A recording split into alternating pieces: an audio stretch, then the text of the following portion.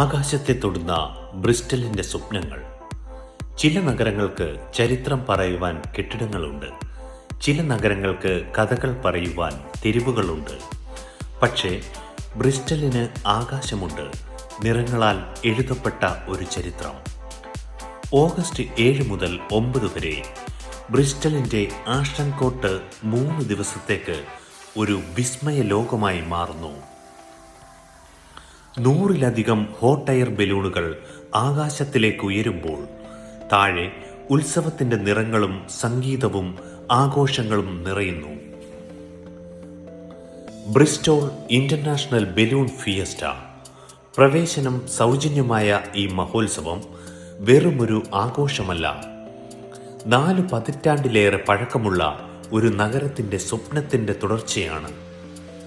1979 ഏതാനും സുഹൃത്തുക്കളുടെ ചെറിയൊരു ആശയവുമായി ആരംഭിച്ച ഈ യാത്ര ഇന്ന് ലോകത്തിന്റെ വിവിധ ഭാഗങ്ങളിൽ നിന്നുള്ള ബലൂണുകളെ ബ്രിസ്റ്റലിന്റെ ആകാശത്തേക്ക് എത്തിക്കുന്ന മഹത്തായ വേദിയായി വളർന്നിരിക്കുന്നു.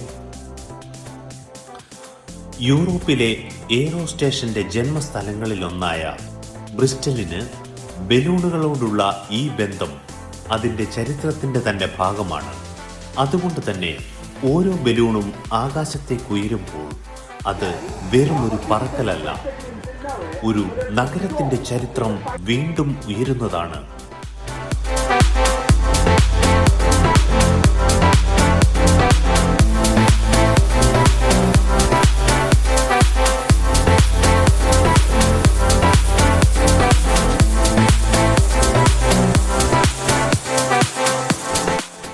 ഒരു പഴയ സ്വപ്നം വീണ്ടും ചിറക് വിടർത്തുന്നതാണ്.